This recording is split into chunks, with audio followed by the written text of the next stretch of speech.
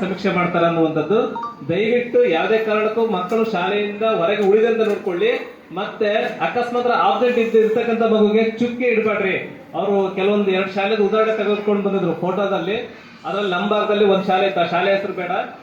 ದಯವಿಟ್ಟು ಯಾವುದೇ ಶಾಲೆಯಲ್ಲಿ ಸಹ ಮಕ್ಕಳು ಬರಲಿಲ್ಲ ಅಂತಂದ್ರೆ ಚುಕ್ಕೆ ಇಡಬೇಡ್ರಿ, ಮತ್ತೆ ಹಾಜರಾತಿ ಕೊಡ್ಬೇಡ್ರಿ ದಯವಿಟ್ಟು.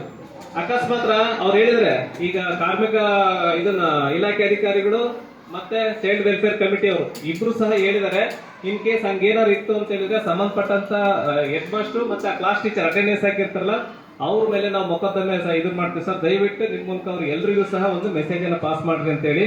ಸೊ ನಾವು ಇದಕ್ಕೆ ಸಂಬಂಧಪಟ್ಟಂತ ಒಂದು ಸುತ್ತೋಲೆಯನ್ನು ಹೊರಡಿಸ್ತಾ ಇದೀವಿ ಇವತ್ತು ನಾಳೆದ್ರೊಳಗೆ. ದಯವಿಟ್ಟು ಯಾರು ಸಹ ನಮ್ಮ ಹೆಡ್ ಮಾಸ್ಟರ್ ಯಾರಿಗೂ ತೊಂದರೆ ಆಗಬಾರದು. ನಮ್ಮ ಹೆಡ್ ಮಾಸ್ಟರ್ ತೊಂದರೆ ಆದ್ರೆ, ನಮ್ಮ ಶಿಕ್ಷಕರಿಗೆ ತೊಂದರೆ ಆದ್ರೆ ಸ್ವತಃ ನಮಗೆ ತೊಂದರೆ ಆದಷ್ಟು ನೋವು ನಮಗೆ ಆಗುತ್ತೆ. ಅದಕ್ಕೋಸ್ಕರವಾಗಿನೇ ಸಾಕಷ್ಟು ಸಂದರ್ಭದಲ್ಲಿ ನಮ್ಮ ಅಧ್ಯಕ್ಷರಿಗೆ, ಜಿಲ್ಲಾಧ್ಯಕ್ಷರಿಗೆ ಹೇಳಿದ್ದೀನಿ, ತಾಲೂಕು ಅಧ್ಯಕ್ಷಗಳಿಗೆ ಎಕ್ಸಾಮ್ ಸಂದರ್ಭದಲ್ಲಿ ಇರೋದು ಯಾವುದೇ ಕಾರಣಕ್ಕೂ ಮಗುವಿಗೆ 1 ವರ್ಷ ಫೇಲ್ ಆದ್ರೆ ಏನು ಚಿಂತೆ ಇಲ್ಲ, ಆದ್ರೆ ಶಿಕ್ಷಕರಿಗೆ ಯಾವುದೇ ರೀತಿ ತೊಂದರೆ ಆಗಬಾರ್ದು ಅಂತಕ್ಕಂಥದ್ದು. ಈ ವಿಷಯದಲ್ಲಿ ಅಷ್ಟೇನೆ ಯಾವುದೇ ಕಾರಣಕ್ಕೂ ಸಹ ಅಬ್ಸೆಂಟ್ ಆಗಿರ್ತಕ್ಕಂಥ ಮಗುವಿಗೆ ಇದನ್ನ ಹಾಜರಾತಿಯನ್ನ ಹಾಕಬಾರ್ದು.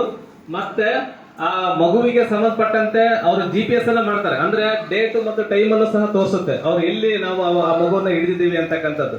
ನಮಗೇನಂದ್ರೆ ಅಟೆಂಡೆನ್ಸ್ ಆಗದಿದ್ರೆ 100% ಸೇಫ್. ನಾವು ಅದನ್ನ ಕೋರ್ಟಿಗೆ ಹೋದ್ರು ಅದನ್ನ ನಾವು ಸಮರ್ಥನೆ ಮಾಡ್ಕೊಂತೀವಿ, ಇಲ್ಲ ಅದು ನಮ್ಮ ಶಾಲೆಗೆ ಬಂದಿದ್ದಿಲ್ಲ ಮಗು ಅಂತಕ್ಕಂಥದ್ದು. ಇನ್ ಕೇಸ್ ನೀವು ಹಾಜರು ಹಾಕ್ಬಿಟ್ಟು 11 ಗಂಟೆ ಸಮಯದಲ್ಲಿ ಬೆಳಿಗ್ಗೆ ಮಗು ಹೊರಗಡೆ ಎಲ್ಲರೂ ಸಿಕ್ತು ಅಂತ ಹೇಳಿದ್ರೆ ನಾವು ಜವಾಬ್ದಾರಿ ಆಗ್ತೀವಿ. ಯಾಕಂದ್ರೆ 9:00 ಸಂಜೆ 4:00 ಆ ಮಗು ನಮ್ಮಲ್ಲಿ ಬಂತು ಅಂದ್ರೆ ನಮ್ದೇ ಜವಾಬ್ದಾರಿ ಆಗಿರುತ್ತೆ. ಸೊ ಹಾಗಾಗಿ ದಯವಿಟ್ಟು ಎಲ್ಲರೂ ಸಹ ಈ ವಿಷಯವನ್ನ ತಮ್ಮ ಒಂದು ಸಂಘದ ಮೂಲಕನೂ ಸಹ ಸರ್ ತುಕಾರಾಮ್ ಸರ್ ಅವರಿಗೆ ಒಂದು ಮೆಸೇಜ್ ಅನ್ನ ಹಾಕ್ರಿ. ನಾನು ಸಹ ಇದಕ್ಕೆ ಈಗಾಗಲೇ ಬೀವೂರ್ ಹತ್ರ ಮಾತಾಡಿದೀವಿ, ಇವತ್ತು ನಾಳೆದ್ರೊಳಗೆ ಇದಕ್ಕೆ ಸಂಬಂಧಪಟ್ಟಂತ ಸುತ್ತೋಲೆಯನ್ನು ಹೊರಡಿಸ್ತೀವಿ. ಅದೇ ರೀತಿಯಾಗಿ ಯಾವುದೇ ಮಗು ನೀವಾದ್ರೂ ಅಷ್ಟೇನೆ ನೋಡ್ರಿ, ಮನೆಯಲ್ಲಿದ್ರೆ ಇಷ್ಟೆಲ್ಲ ಸವಲತ್ತುಗಳನ್ನ ನೀವು ಪಡಿಲಿಕ್ಕೆ ಸಾಧ್ಯನೇ ಇಲ್ಲ, ಹೌದಾನೆ? ಶಾಲೆಗೆ ಬಂದ್ರೆ ಊಟದ ಜೊತೆಗೆ ಈ ಒಂದು ಪಾಠದ ಜೊತೆಗೆ ಪಠ್ಯೇತರ ಚಟುವಟಿಕೆ ಜೊತೆಗೆ ಈ ತರ ಒಂದು ಕ್ರಿಯಾತ್ಮಕವಾಗಿರ್ತಕ್ಕಂಥ ಮನರಂಜನೆ ಆಗಿರ್ತಕ್ಕಂಥ ಮತ್ತೆ ಇದು ಬೌದ್ಧಿಕವಾಗಿಯೂ ಸಹ ತಿಳ್ಕೊಳ್ಳೇಬೇಕಾಗಿರ್ತಕ್ಕಂಥ ವಿಷಯನೂ ಸಹ ಹೌದು ಅಂತಕ್ಕಂಥದ್ದು.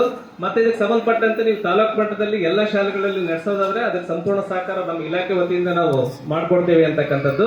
ಅದೇ ರೀತಿಯಾಗಿ ಅವರಿಗೆ ಈ ಕಾನ್ಸೆಪ್ಟ್ಗಳ ಜೊತೆಗೆ ಹೊಸ ಪೌರಾಣಿಕವಾಗಿ ಅಂದ್ರೆ ಮಹಾಭಾರತ ಆಗಿರ್ಬೋದು, ರಾಮಾಯಣದ ಕಥೆಗಳನ್ನು ಸಹ ನೀವು ಇದ್ರ ಜೊತೆಗೆ ಆಡ್ ಮಾಡಿದ್ರೆ, ಯಾಕಂದ್ರೆ ಮಕ್ಕಳಲ್ಲಿ ಈ ಪಠ್ಯ ವಿಷಯದ ಜೊತೆಗೆ ಅದನ್ನು ಸಹ ಇತ್ತು ಅಂತಂದ ಹೇಳಿದ್ರೆ ಒಂದು ಸಂಸ್ಕಾರ ಕಲೀಲಿಕ್ಕೆ ಒಂದು ಅನುಕೂಲ ಆಗುತ್ತೆ ಅಂತ ದೃಷ್ಟಿಯಿಂದ ಅದನ್ನು ಸಹ ಆಡ್ ಮಾಡ್ರಿ ಮುಂದಿನ ದಿನಗಳಲ್ಲಿ ಅಂತಂದೇಳಿ ಹೇಳ್ತಾ, ಇಷ್ಟೋ ತನಕ ತುಂಬಾ ಮಾತಾಡಿದೆ. 5 ನಿಮಿಷ ಅಂತ ಹೇಳಿದ್ರೆ ಮೋಸ್ಟ್ 7-8 ನಿಮಿಷ ಆಗಿರ್ಬೇಕು.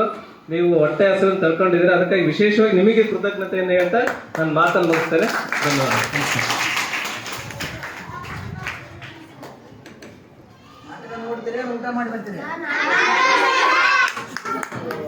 ಈ ಕಾರ್ಯಕ್ರಮ ನಾವು